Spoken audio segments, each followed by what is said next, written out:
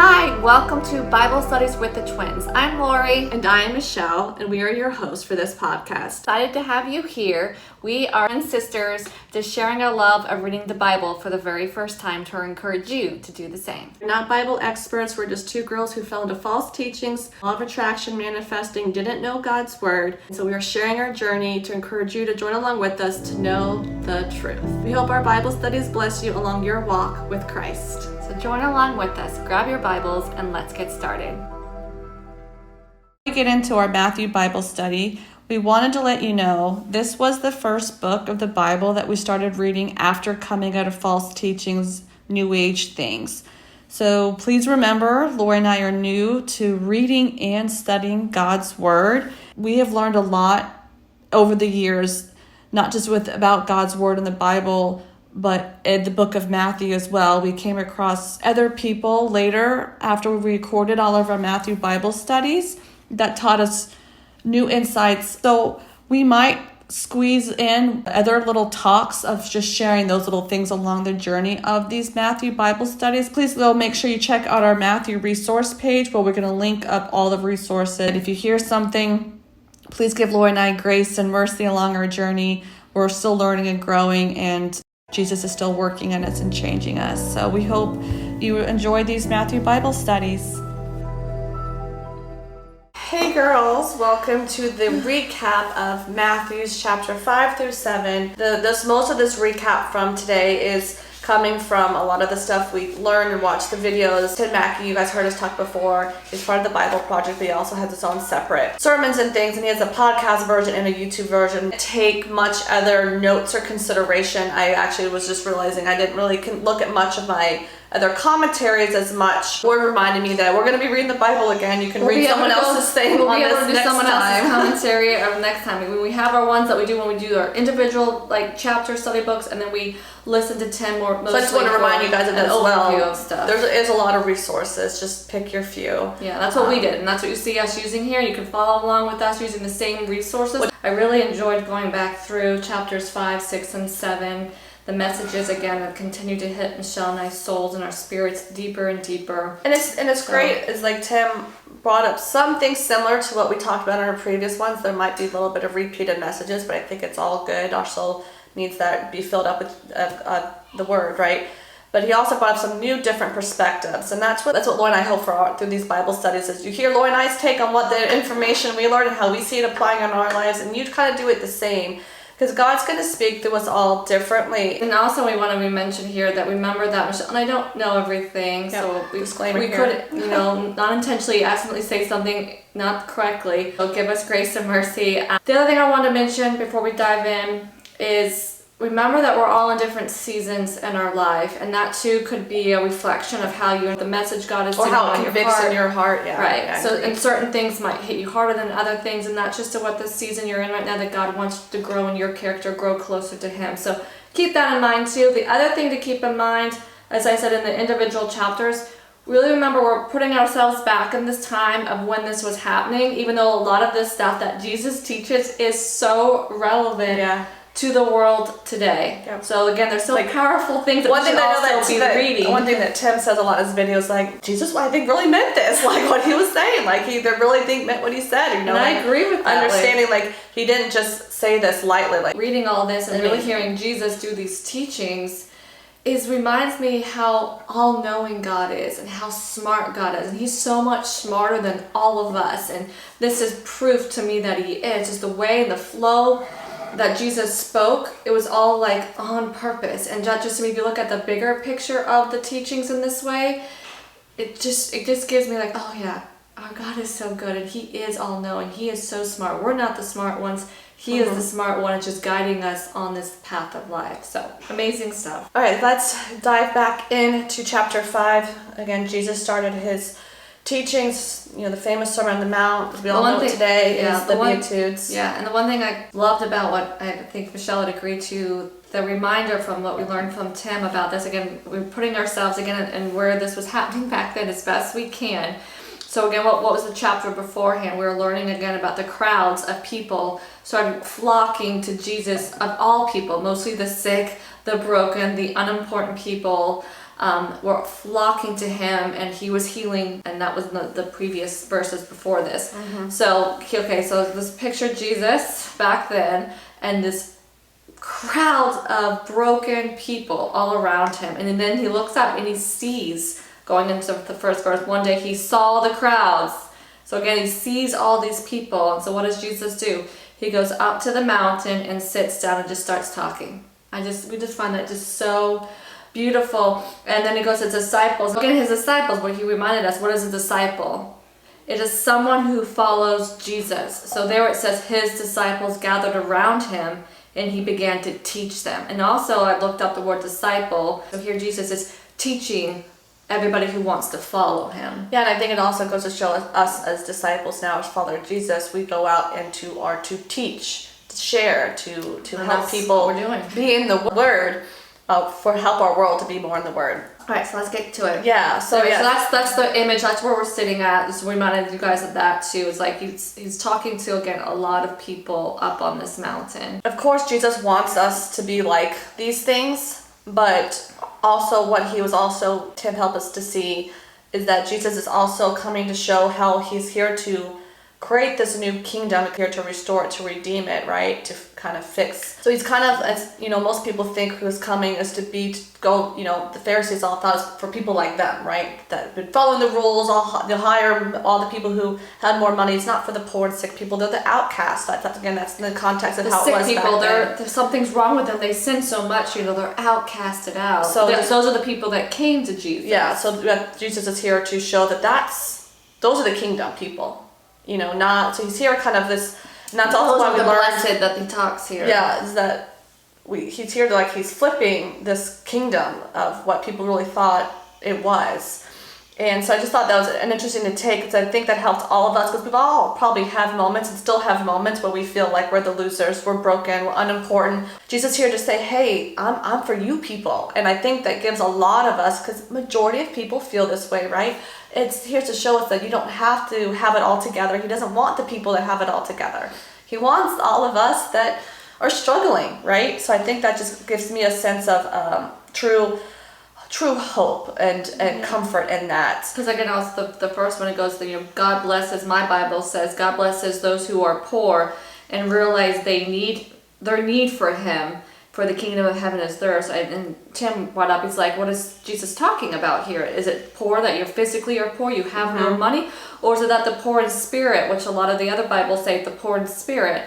And Tim's like, I think he's talking about both. And I would agree with that, because I think the poor need Jesus, and then the people that are poor in the spirit, who feel unimportant, feel broken, who feel useless, unloved, need Jesus as well. I definitely think I love that reminder. It's both. It's the both people. Yeah. One thing though that Tim bringing up a little bit of the history of this time, that this also wasn't the first time the people back then heard of the word blessings. It was actually something that was talked a lot about in the Psalms. A lot of the Old Testament Psalms talked a lot about how we should strive to be blameless, to be in the scripture, to seek God with all our heart.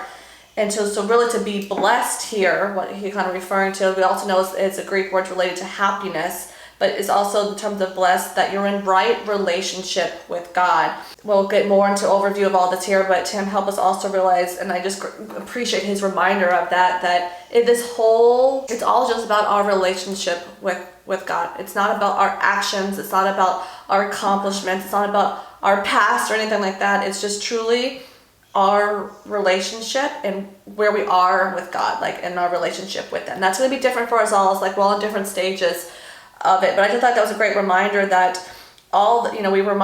these people were reminded back then to do all these things. So it's not just you doing these things. It's that you are aiming to give God your heart and be in relationship with Him.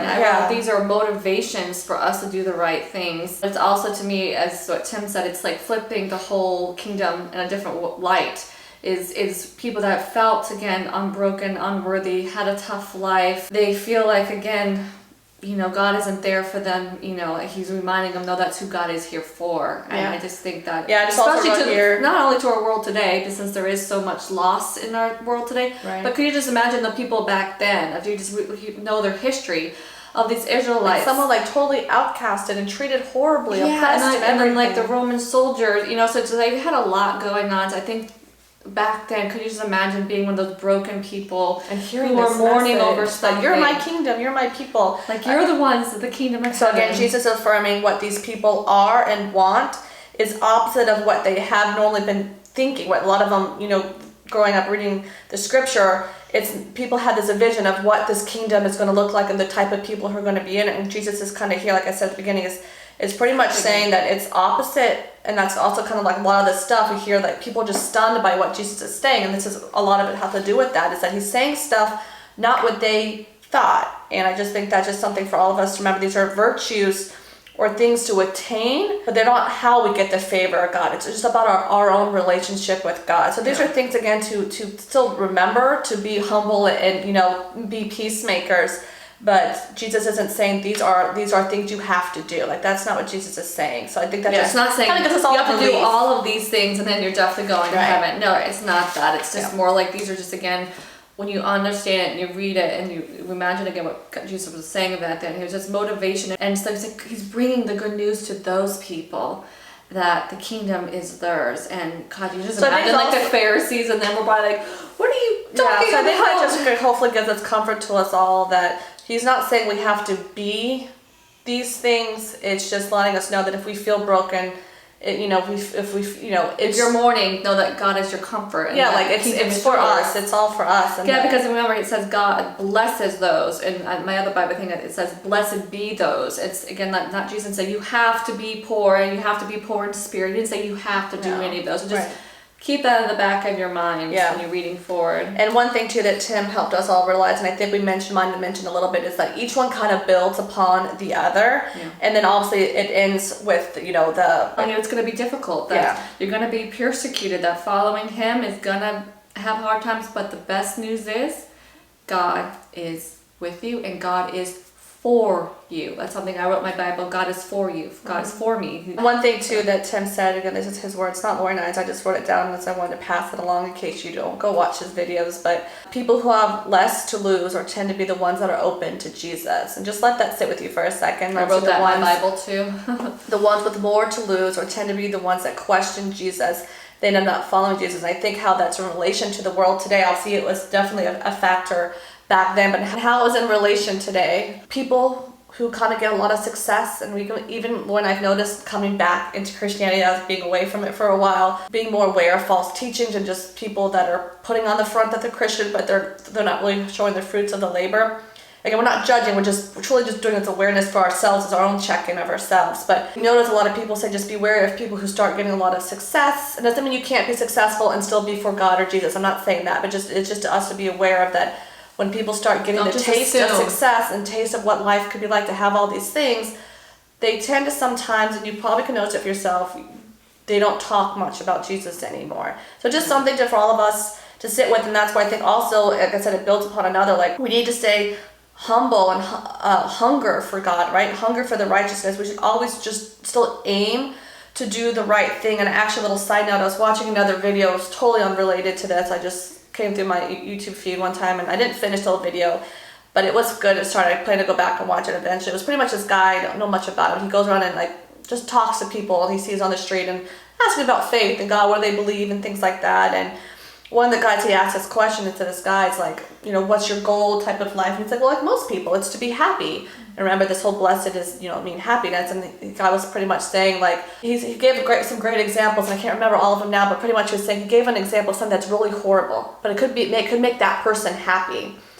And the guy was like, but you wouldn't do that, right? And the guy was like, no, I wouldn't do that. That's not right. And so he's like, so righteousness is actually more important than being happy. Mm-hmm. And the guy's like, it totally just stumped the guy, because as you think about it, there are some bad things people do, but it could bring them a lot of happiness. So it's not really, we shouldn't always, one thing Lord and I've been realizing with the Bible is we can't always go off our feelings and the feeling good as indicators that we're on the right path. It is about this, striving for righteousness. And I wrote too, again, the hunger, God blesses those who are so hungry and thirsty for righteousness. I wrote, it's for the people, even back then and now, it's the people that are so eager to have right relationships in the world, to have true relationships, loving the way that God, remember that God is a God of relationships.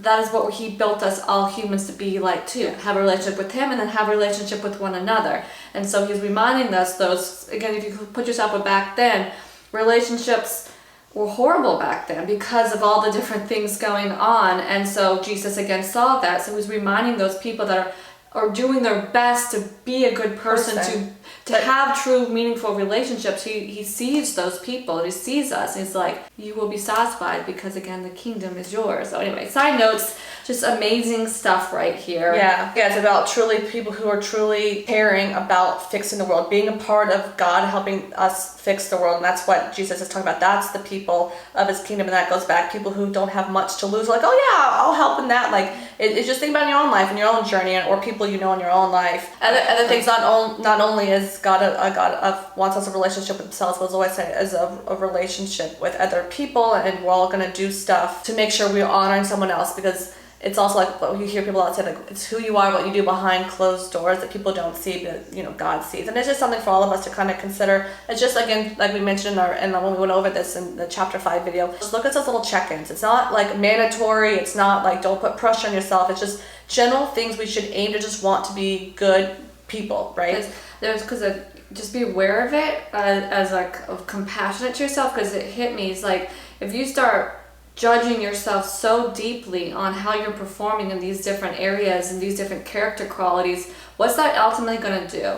It's going to let the enemy take you over, because the enemy will see that, and then he'll come in and sneak in there and make you feel like, see, you aren't merciful, you're not a merciful person, you're not pure at heart, and he'll start tearing you apart from God. And obviously that's not what Jesus is here to do. So he's not saying, again, you have to do all these things, otherwise you don't go to heaven. But I feel the enemy, the devil, that's a great way for him to slide into all of our lives and pull us even more away from God. And I want to end it out with the Beatitudes before we move on here. I was reading that verse, starting at verse 11 and verse 12, ending it out, Jesus was reminding all of them, it reminds us, is that when you get mocked and you get persecuted for the enemy out there, be happy about it, be so glad about it. And so I just find comfort in that, reading that again a couple times. What are we all here after is the eternal life with Jesus. You're in the midst of, you're spreading good news, and you're seeing it's hard and people are persecuting you or being mean to you about it. Just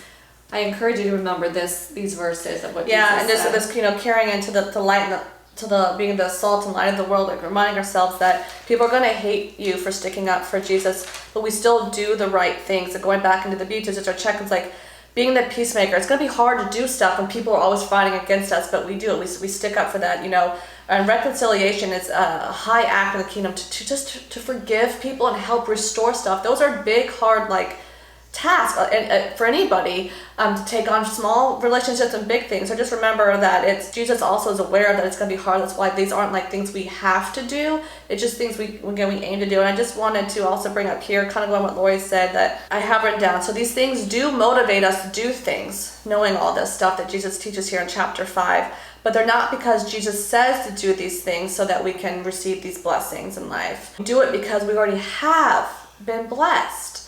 And to sit with that, because Jesus is saying in our brokenness, the kingdom is ours.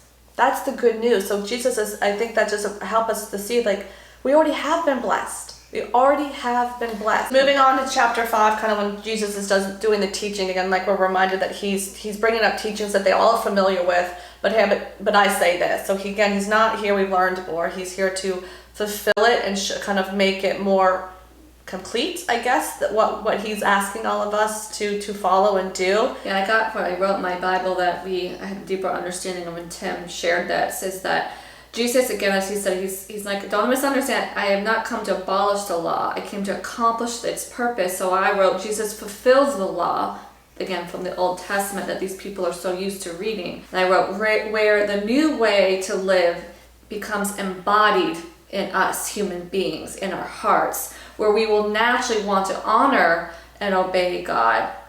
And that's what I wrote. That's, to me, it's also what Jesus is trying to portray here to people. This, but this is also what I want you to focus on.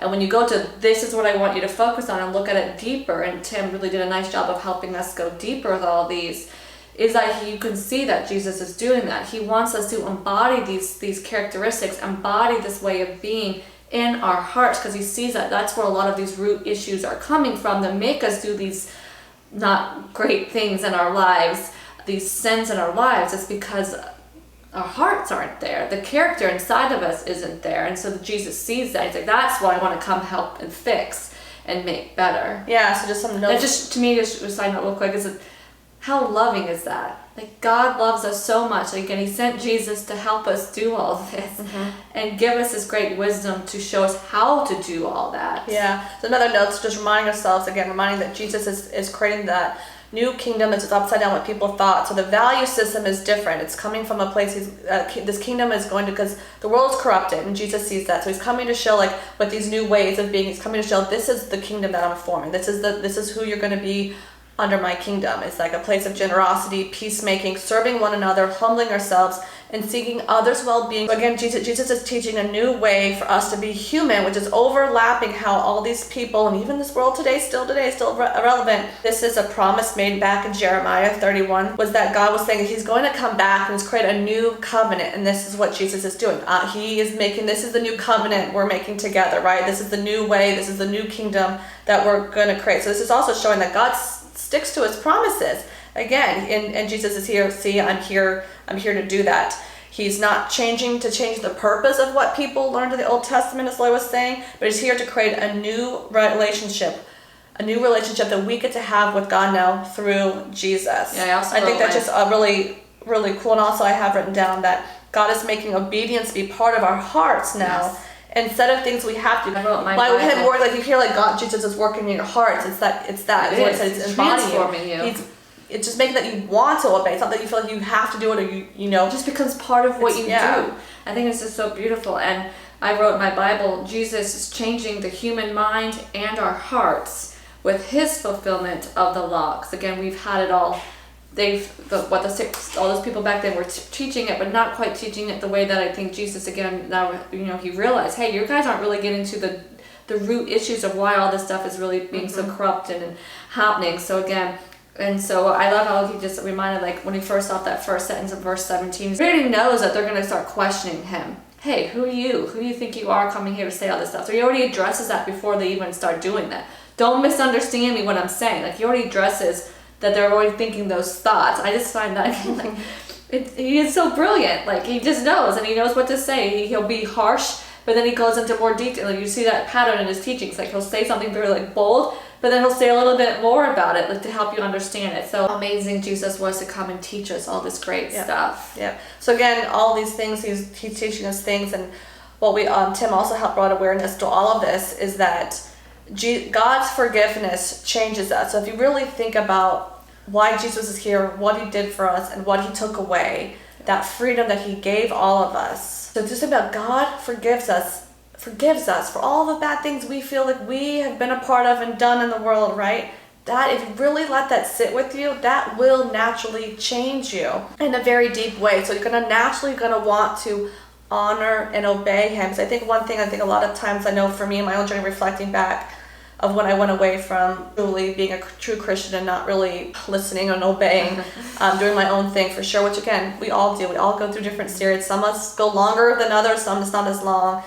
But again, as we can hear, it's like about the judging, we'll get to that too. I just thought that was just interesting because I think that's why some people are off by Christianity. And I think if people really understood how this whole, one of the biggest things that I got from this was that the love that God has for us, that he is not giving up on us. He's not giving on us humans to become back to how he wanted us originally to be. To move forward, we'll try to do these next couple teachings quickly, but also in depthly as well. But I just want, when you go back and reread these yourselves or hear Michelle and I speak, remember what we just said.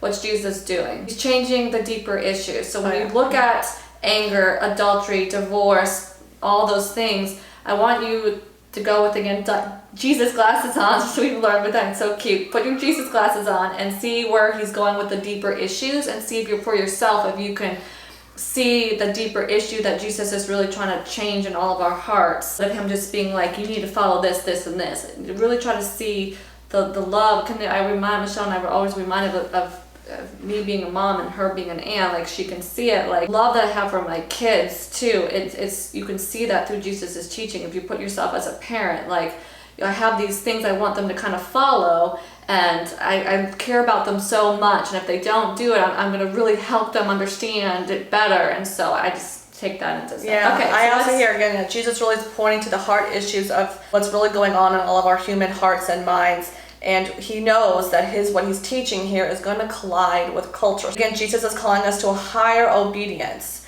It's balanced, like he's calling us this higher obedience, but he also knows we can't attain it, because that also that makes us still need him, right? So just got to keep that in mind. But Jesus really wants to, with all these deeper, very hard, very uncomfortable conversations, he really wants to expose our deep brokenness and work on healing it. Reminding ourselves that he's coming to us with this of love and grace to help us heal these deep things. He's not coming to be like, I know what you did, you're a horrible person. Like he's not doing that. He's like, I love you, I see that you're struggling with this, let me help you heal it. And again, if people knew, like, he's not coming to judge you, to make you feel horrible because you're doing these things, you're being a bad person. He's trying to help us. He's truly trying to help you heal that, and then you don't feel like the need to go do that stuff, right? And I just think if a lot more people understood that, they would maybe see God differently. And be more eager to read the Bible. A little bit more into the adultery side of it. Tim did a whole video on it, and it really helped us see a different kind of perspective. Because I think in general, all of us read that, we all definitely know generally what adultery is. Just again, remembering that Jesus is at the issue of our hearts.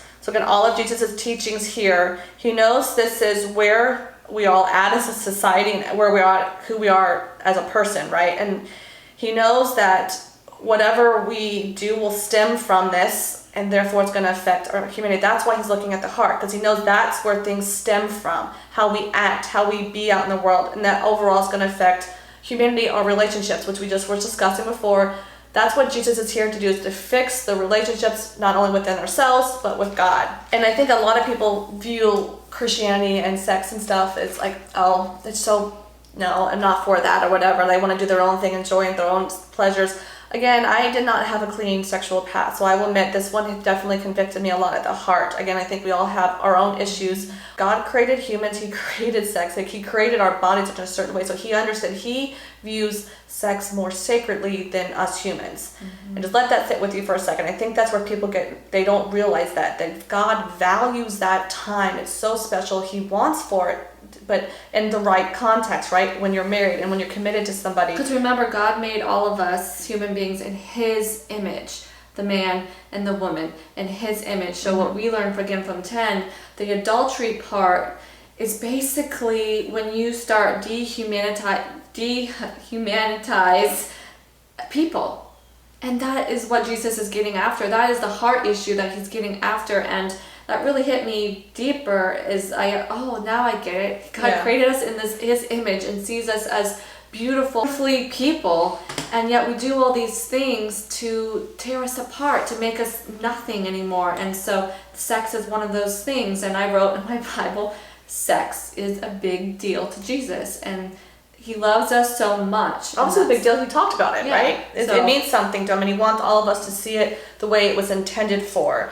And I think going even further, like he went a little further, like it's not just you actually doing the act, the core issue, where it's stemming from, what's really going on that's causing you to do this act, this behavior. Yeah, I said the lust is the look and the stare, the ongoing stares at a woman, this particular good. Because again, we're all gonna notice when someone's like attractive or good looking or whatever, those glances are fine. Like, it's when we realize it's the ongoing. I also put intent and purpose. Right. It's what's your intent, your purpose for the stare. Most of the time it's to fuel a sexual desire. And the choice after you notice that they're attractive, that's what Jesus wants to get at. You notice the person's attractive, but now what are you going to do with that, right? And that's lust in a sense. You turning it to be for your own sexual desire. So again, Jesus is getting at not the actual action, but there's something else going on that no one is seeing. Again, that's you start playing this movie in your head. There's something going on inside of you, and that's what God already knows this, but he wants you to come kind of to your own realization. I feel like that's also why Jesus brought this up, is for all of us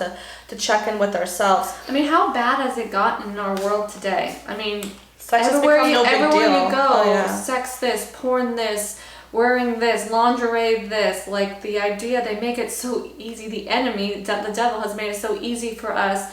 And we fall for it, and so many of us do, and it's a big issue. And Other notes I just wrote again, it's not about that Jesus is telling us we have to oppress our sexual desire. Again, remember, God created and it was good. Everything that God created was good, and this was something sex is good. Back in Genesis, and we're I think all familiar with the story. What Jesus is trying to get across here, it's not something that should be taken lightly. It's something more serious. It's meant to be sacred and celebrated, especially coming from out of the law of attraction. We started noticing people started using that time of sex to use a form of manifesting, and people again were making it like something you should be doing, you have to be doing, and then coming back into this, it's like literally Lord and I have been like our world, how our own world has been flipped upside down, and so many people though were seeing this, and especially the young kids, we see it, and they're at the age where you are curious, so it definitely needs to be a message us as adults need to making sure we're passing on and teaching them. A lot of people make sex just having sex is no big deal, but Jesus is saying no. So you are degrading that person and yourself in a way. I think you put that person's body as just like an object and not remembering that's a person.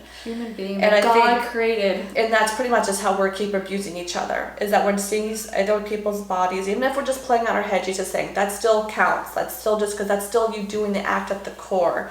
And Jesus is pretty much saying he doesn't like that. That Lord, and I really appreciated Tim saying this. So since Jesus was addressing it towards the men in verse 48, he was making it known that he's making this new kingdom.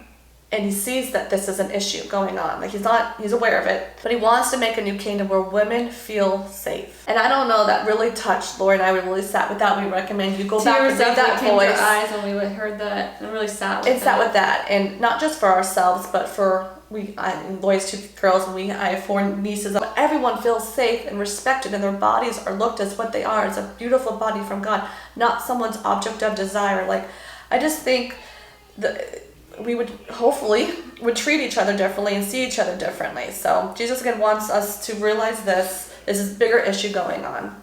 So just moving forward from there, we'll try to go these a little bit more quickly. That was again a big one, so it needs to be dealt with, and I think all of us need to stop not feeling uncomfortable with it and just see it as it is and get back to the true honesty. But moving on to the vows, and then we end with the revenge, and then loving your enemies, and then moving on to chapter 6. Just real quick, the big takeaway for me from the vows, which it's not vows like at a marriage per se. It is more it's your swearing in your general life. And this was another one I think so many of us do without even like realizing we're doing it. So again, this definitely is a deeper issue of when we all are spitting the truth. The biggest thing that I took away again from Tim's knowledge that brought my awareness of understanding this concept of what Jesus was really trying to get across here is not only be honest with each other. I think it's a amazing value. Again, that's to have good relationship, which is what Jesus wants. Yeah. But the thing that I took away is that we have to stop spinning the truth to get what we want. Again, this is obviously means something to Jesus. He obviously is bringing it up. So again, lying and things like breaking your oaths, like, oh, I swear, by heaven this happened. Oh, I swear by God this people happened. Add in like, I swear by God, I swear by heaven, to make it seem more that they're right. That this has got to be right because I'm bringing God and His name into it. So they're going to believe me. This is right. And I just think we all have probably been guilty of that. Yeah, deeper questions like why aren't all of us humans being more truthful with each other? And especially now we live in our age, especially with social media, people all about authenticity. But yeah, I don't think so many of us still aren't being authentic. And it's just something you ask yourself in your own life. Like, Jesus, help me to know my yes means a yes and my no means a no. That's all I have to say. Why do I need to be right? Like go and ask Jesus to help you with that, and I'm gonna definitely do that as well. Like go in your own life, ask Jesus, how can your yes be a yes, and you don't feel like the need to have to do this. Yeah, because pretty much this is pretty much a way of manipulation, and Jesus is saying that's evil. Even if it seems small and not a big deal, he's getting to the core issue where we're not being honest, we're not being truthful, and that's a big issue. And again, it goes back to show he's not doing it to be mean, but just how amazing that God cares that much that we can have honest, truthful relations, that we can actually believe when someone says something, we can actually believe and not have to worry that they're lying. Yeah. Like that's a good thing. Like these, I'm starting to see these all things. Like I think in the past, I saw this as like, oh my God, all these things we have to like live by and do. But now I'm saying like, oh my gosh, like God cares so much that He wants me to live in a world where we have honest relationships. Like, well, the question I did deeper awesome. that we got from Tim too is like, if you really kind of sit about this, like, why are people bending the truth, you know, like what is it? And you know, really sit with that. Like you brought up, like it's fear. There's fear behind why us do this. Yeah. Fear again of people really seeing who we really are, what we've been through, what we've done. So again, I thought fear comes from others where we worry about what they will think of us. And so if we really understand the deep love from our Creator, that eliminates that fear of what others think about us. And I think that's also to what Jesus is trying to get us to. This is that don't worry so much about what other people, just know this is what you say and that's it. You know, like don't have to add on to it, don't have to swear by it, like, because you know, we're not here for them, we're here, you know, here for the Lord. So anyway, that's just another thing to kind of sit with in your own life. It goes on to like revenge, the loving of your enemies, which we learned in this one's a lot about the agape. And what is agape? This is what the love that Jesus is talking about for loving your enemies. And also, don't go to revenge. Like we all know, this is one big lesson I teach my kids. Don't go, it's just because your sister hit you doesn't mean you need to go hit your sister. It's the same concept. It's even more common with us adults. Like, oh, she did this to me, I'm going to go do that back to her. We all have those. Yes, we've all been guilty. Please, with the deep love that Jesus is trying to get us at. It's like, why do you feel the need to go retaliate? Again, this is us. He's holding us up to higher standards because that is not what God created us to do, you know. So this is such where the deeper love comes in between the revenge and the loving of your enemy. Yeah, I think they kind of go in hand. All this goes together. But like if you think about it, when someone does something harmful to you, what God is asking us all to do is to really find this deep place of compassion for the person and still do right by them. Yeah. And I think all of us have people in our lives that we can find that extremely hard to do that for. But Jesus is again calling us higher. Boy, again, had to step out again. So all of us struggle with all of these issues at some degree. And that's why, again, we should still remember that. And that, to me, helps us find that place of compassion. You need to remember, like, oh, wait, you know, I have my own things that I'm dealing with. And he says here that God gives his sunlight to both evil and the good. He sends rain. Just like some people think, like Tim gave a good example, like if you're going down a road and you see a wine, I don't remember if you use wine or grapes or olive, it doesn't matter. So you see a farm and it's doing really well. It looks really great. Most people assume, oh wow, that person's got it right with God. That person's it's on God's good side, you know, totally favored. Then you go down a little bit, you see a farm that's dry, looks like it's struggling, and you see, oh God, they must be wicked, something's wrong, they're not in good relationship with God. And Jesus is here reminding us that's not what's happening here. If you're a good person or bad son, the sun still rises and rain still falls, like no matter what type of person you are. So it's just a great reminder for all of us. It goes back to, we can't, by what we see people have and are accomplishing or doing in their life. I actually watched another person's video on something around this about, I think it was his views on Christianity manifesting. I can't remember the title of his video, but he said something about that also kind of helped brought this picture into mind, is that people because here in America, we live in a great country, and depending on where you live, where you're watching this, but here, you know, in a lot of countries, naturally we just have a lot available to us versus other countries, like in Africa and stuff, a lot of them don't have a lot of things. And what this guy was bringing up in this video, that kind of tied in the same picture. So you're saying just because they don't have a lot of stuff that God doesn't like them or God's not favoring them. And when you think about that, that kind of seems silly, but it's what some of the false teachings kind of make you believe, that God favors the people that are really successful and have a lot of things or are doing a lot of things in the world. And Jesus is coming to say that's not how it is. That's kind of bad theology to have. And I guess he said a lot of that is why the book of Job is in the Bible, is to kind of show that. So I just thought that was just something I know for myself. Kind of, Lord and I were an answer we were seeking, and Jesus revealed it to us. So I just shared that along with you in case you didn't pick that up in this scripture here. It's in verses 45.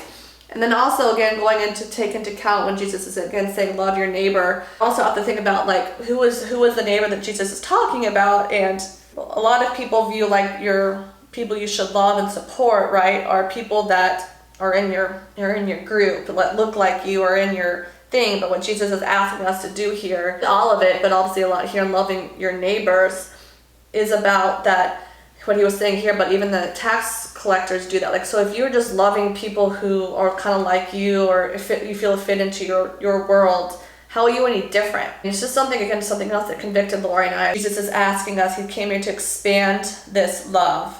And this is how we reflect the character trait of God. Remember that God will eventually judge people for how they're behaving in the world. Joining me again. Love your neighbor. You're not always going to feel lovey-dovey towards somebody, right? The agape love is what Jesus is talking about, is that it's more of an attitude and a mindset, and then our actions from that mindset. So still nice and want the best for people who aren't even in your little bubble, right? It's the expansion of love. Because again, if you think about it, we're all, made in the image of God. So that's what I think what Jesus is also trying to see is that no one is better than another. We all as humans will fail at this stuff. We're all going to have flaws. And the more that we can all start to live this way, can you just imagine, I just sat there and again, looking at the bigger picture of how really, these aren't rules to break us, right? This just gives me so much hope that our God cares so much. He wants us to live in a world where we're treating sex right, we're not lying, loving each other because we want to help one another, not because we're out to get somebody or anything like that. What an amazing world, right? Where we all could I don't know, I just think this is, I think a lot of people view this as negative, and I'm seeing it more as a positive thing, how much love our God has for us to fix this. Choose to see others the same way God sees them. And that's why I think Jesus is ending out this. Because again, this is pretty big, deep stuff. If you look at, again, the start of chapter 5 of how it just flowed, each thing kind of built on one another. Yeah. And then he ended with the big one of the love, the deep love, the agape love, what God is, and asking us to do the same. And here, and I just thought something I recommend you pause and reflect on yourself, is that we got from Tim, is reminding us of that humans are never more like God. When we are generous, we give, we are helpful, we're loving to people, those outside our circle, even if we hate them and even if we don't like their actions. Because look at God, what he does. He doesn't like a lot of our actions a lot of us are doing, we're corrupting what he created was good. But he loves us. It's something to reflect on for yourself. Yeah, so moving on to chapter 6.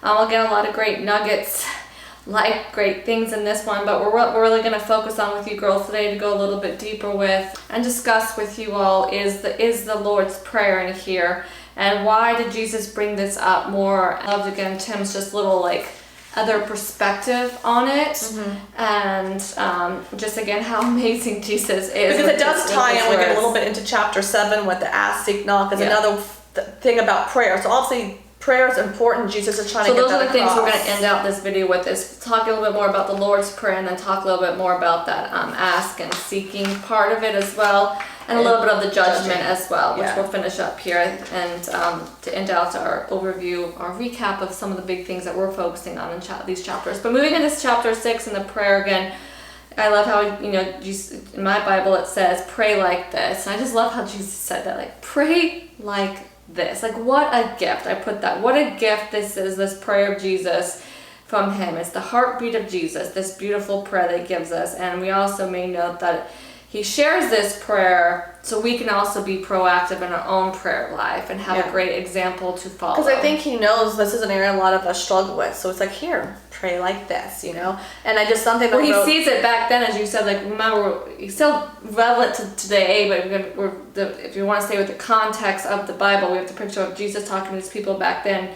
What he saw, what was happening, as coming again, remember to bring that all back, remind people of who God is and what he does and all that stuff. So this is just a guide to keep, because knowing that following Jesus is going to be hard, I think Jesus also reminded that's why we need prayer. It's our guide to keep going, to keep following God, right? And he also realized... What to me is also is helping you keep your eyes always on God, too. So. And I think he's also knew that it's all kind of become a dead ritual. And even in today's churches, a lot of people, I think, say the Lord's Prayer. I know we grew up in a church that said it. And I do think there's probably some people that truly sat with it and really felt the words. But I think majority of people, it's something you memorized and you just did. And I think Jesus is also trying to remind ourselves, though, yes, you need to create a regular habit of prayer, but he wants it to be. He wants you to do it daily. But I think how he breaks up his prayer here is there's a purpose behind it, right? And when we can put meaning and purpose into what, God hears us. That's a promise again. So that's something just to sit with again, remind ourselves, with anything that Lloyd and I share here, we also want you to never feel like anything we are even sharing or doing becomes this everyday thing you just do. There's no want you to be emotionally involved with your own relationship with God and what you're doing. The word to me I like to remember is be intimate with God, be real. And that's with going to look God. different for us all. So we don't ever want to feel like what we're doing, like that we're, how long we sometimes stay in a chapter. It takes us a few days or a whole week to get through one chapter. Like, that's just how we are in our stage. So again, always making sure you do what you're going to do. We don't want you to ever feel doing all these things. No, we're not we don't want to get that across. So I want to go dive in a little bit deeper. We already talked about the first time when we talked about the Lord's Prayer in our individual chapter of 6.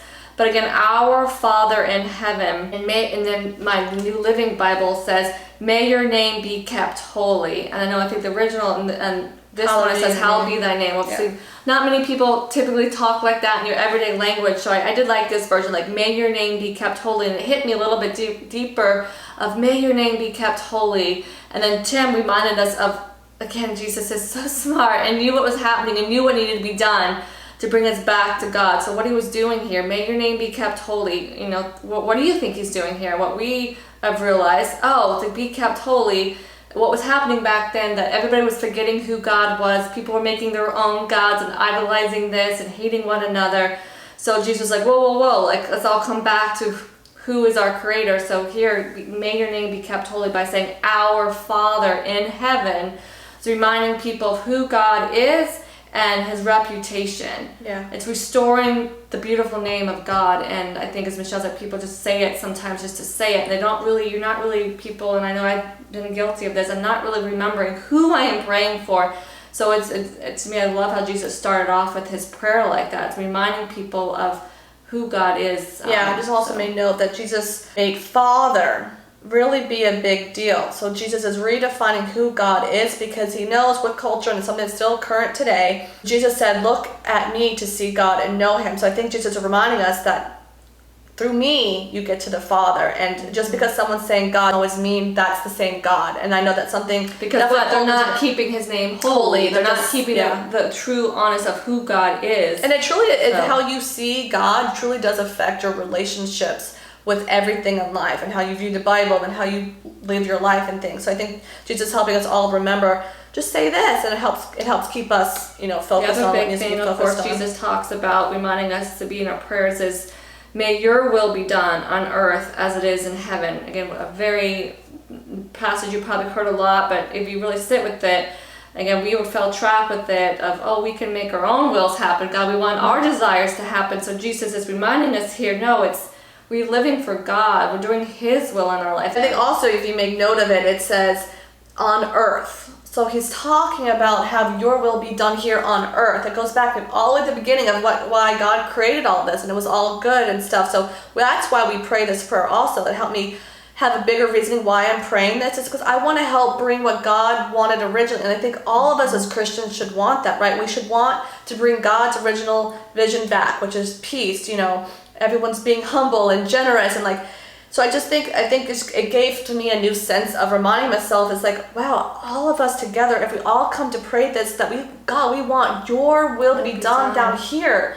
The other part, I love how he ended out, that Tim reminded us that the other 3 things of this prayer is other 3 things that Jesus reminded us that we need to be realizing on a daily basis, or a very big part of life, is food, like the daily things that we need in our life, forgiveness, again, that every day we need to be forgiving, and then asking God, reminding God, thank you for being there with us through the temptations, knowing that they're going to be temptations. So chapter 7, to end out today's recap, starting off with the judging and then going a little bit deeper with the asking, seeking, and knocking, and that's pretty much where we're ended out. Because we watched the 2 videos on Tim Mackie going over these, and we felt like what he shared was great reminders stuff too. That gave us a new insight, a new perspective, and we wanted to pass it on to you guys.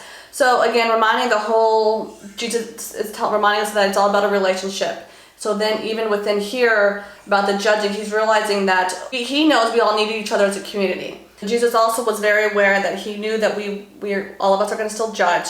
And especially Christians tend to be more judgmental than other Christians, more so than we are to other people who don't follow or believe and are believers. All probably have had those moments where we judge someone by maybe their job or their appearance or just something about them, their behaviors, the ways they're acting or things they're doing in their life. And hands down for mom judgment too. Like, how many times have maybe you've been culprit of it, or seen people sometimes us moms can be mean, like judge Yeah. other parents and their parenting skills. And So Jesus stuff, is aware of this, that, we're going to be like, oh, they're that type of person. We just immediately start categorizing them. Mm-hmm. So again, Jesus realizes this is an important issue, and he obviously addresses it. So that's why he's so important that he brings about the speck in your eye. So Jesus knew that we're still going to be judgmental. So he's reminding us, though, well, you need to check yourself. So self-awareness, self-reflection is, I believe Jesus is saying, it's so important to do that first, to be always in the concept of scanning yourself before, and something that I know we talked about in the other videos, and I won't go too much here, is reminding ourselves that we don't always know the person's full story.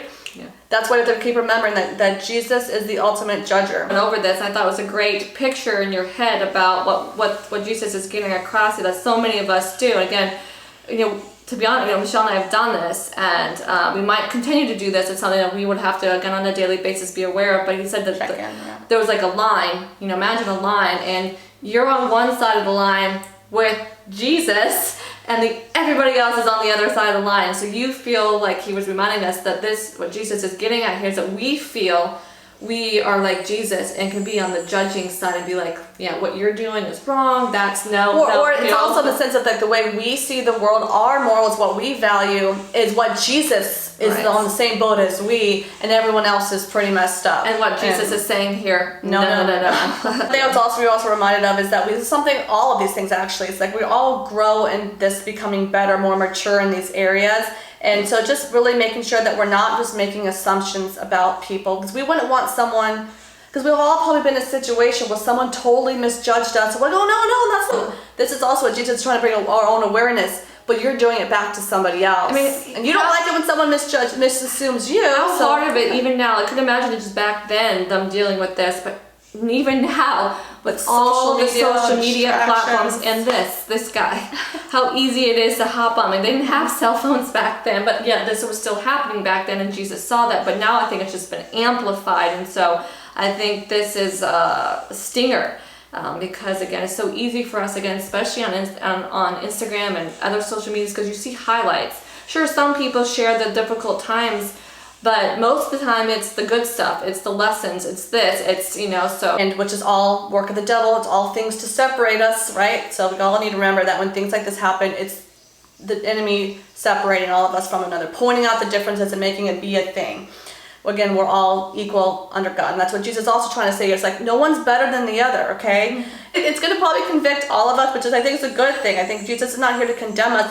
He's never about this. Like, I just want you to realize, to help you be a better person and help your neighbor be a better person. Again, this is all about having better friendships, better relationships with one another. And ending it out in chapter and verse 6, when he says, don't waste what is holy on that are unholy, pearls to pigs, all that. It's kind of like, what is Jesus really talking about? Again, when I first kind of read it the first couple times, I was like, I don't really understand what I kind of think I understand what he's saying, but I'm not really sure. Why did he use those choice of words? Yeah, when I think I first read it, I was like, just don't waste your time on some people, but it's a little bit more. It's a little bit deeper than that, and I just loved how Tim's approach was. And then this is something I think that Jesus is throwing back on us, is that, you have to take your own counts and wisdom, and before you have to kind of know the person before you go and attack them, and then that helps you engage with that person more, and you'll be a better person because you've taken the time.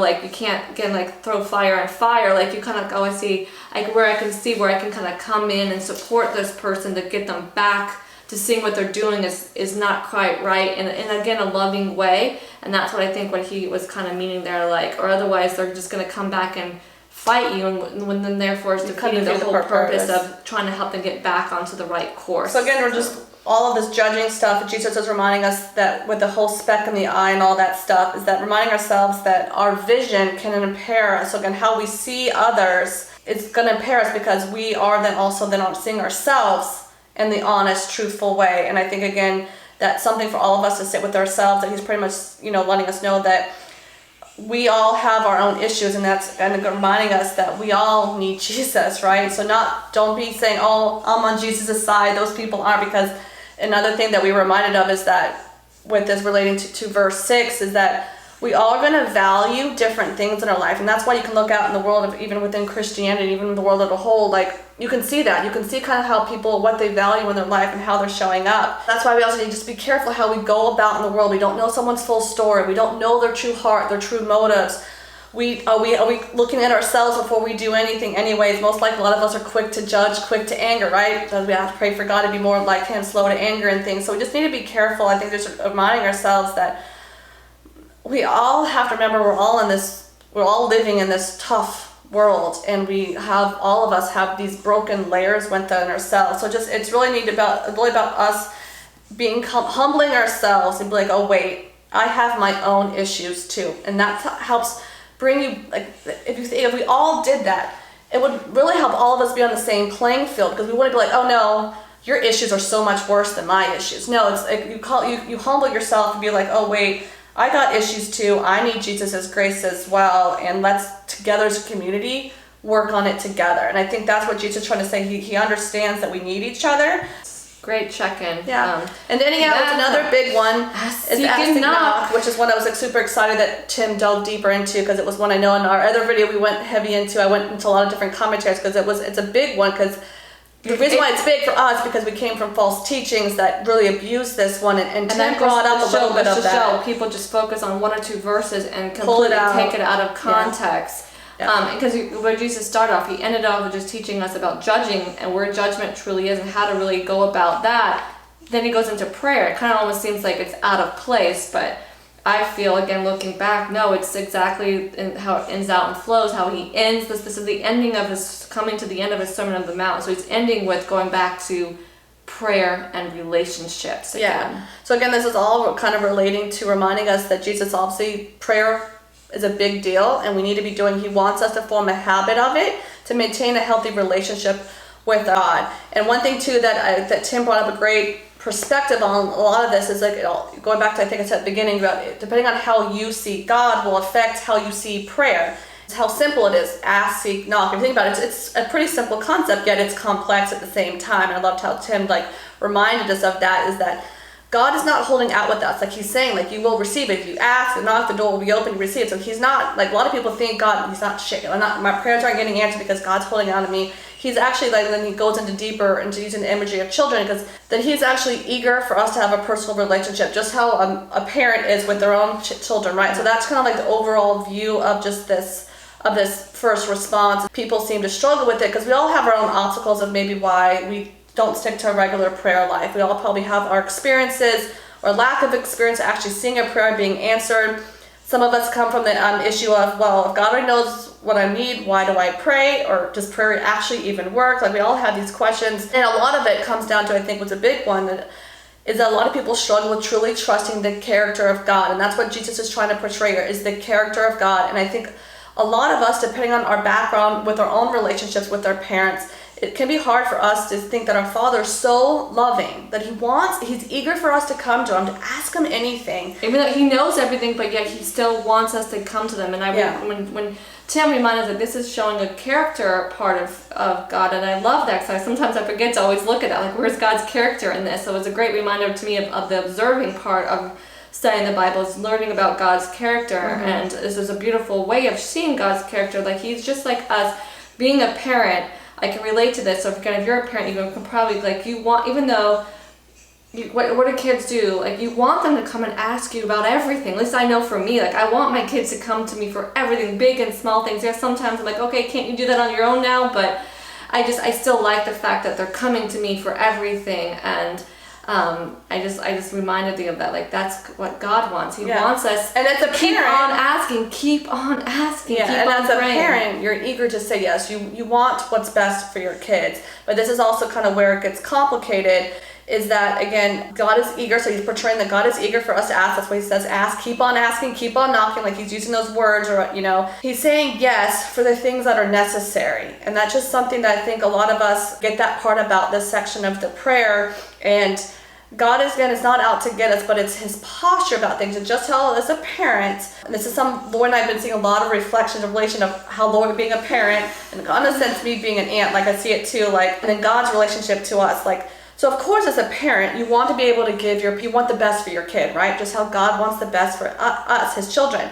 But as a wise parent, you don't say yes to everything, because there's some things that you know as a parent that are just better for them, or if you know they ate sugar all day, what that would lead to. So it's like, we have to think about, like, I think a lot of us forget that about God. Like, even though, like, your prayer may not be getting answered, and I'll get to more on that in a little bit, but just know, like, if your prayer not getting answered, it may not be for what's necessary for you. Like, God, that's what it's about, trust.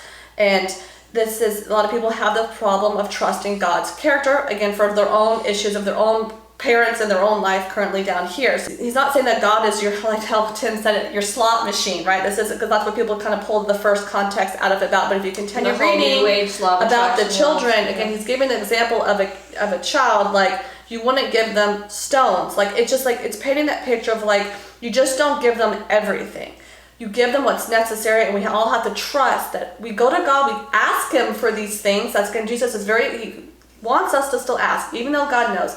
But we have to also remember that it's a relationship, and God is not going to always just give us yes because we ask for it. He's going to give it if it's part of the best plan for his kingdom being built as well as for ourselves. So as God is still listening, Jesus is reminding us that prayer is still important. Like, do this, come seek him, keep knocking. God is still there and God listening. He's smarter than all of us. Yeah. He knows how everything's going to lay out. So just when it feels like your prayers aren't being answered because what we learn is sometimes not what you think it's going to be, right? Just what you need. It's what you need. It's either God is working on your character or teaching you something or something. It just comes back to the bigger issue is trust. We have to trust. And that's what I'm trying to teach my prayers. kids. And so when I did this together with Michelle, like, oh, that's what I need when I talk to my kids. I'm going to do better. Like, I know you really want to go do this, or I know you really want to eat this, but I know this, and like try to remind them, like, you have to trust mommy here, that trust mommy that I'm looking out for your best interest. And so I think I have to remind them that that's also what God is doing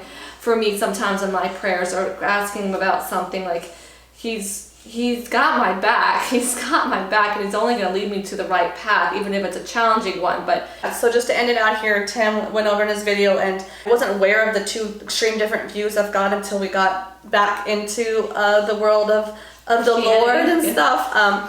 And I didn't realize, but Tim brought up again, even here, or even your view on prayer, depending on how your view of God is, will affect how you look at prayer and how you approach prayer and things like that. And he gave examples of, like, they're pretty much two extremes. I'm not going to get into too much detail here, but there's just two extremes, and there's a lot of other people who've done about the different views of where you see God's sovereignty and humans' free will. It's a huge debate. I don't even want to ever attempt to clarify it, because also to go to show there's just some things that God knows. That's what goes back to it's trust. We just have to trust. Right, Proverbs, don't go with your understanding, but lean onto his. Right, but I did like how Tim brought the example in, though. If you ask the two different views that people believe that God's sovereign, doesn't matter what you do, you have no free will, it's God's will. And there's other people that say it's still God's ultimate goal is going to get out, but he gives you free will and he's going to work with you. Whatever direction you go, he'll still direct you. Like, so people, they're kind of in a nutshell. Then people have gone a lot deeper on that. You can do more study if you feel called to. But I like he said, like, the problem is the Bible, though.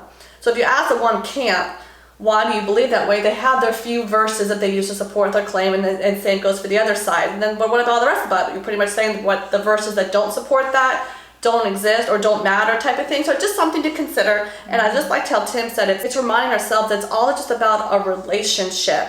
That's the framework that Jesus is trying to remind us in all of this whole teachings and his whole life, pretty much. That yes, the Father is sovereign, and everything is still working towards his purpose.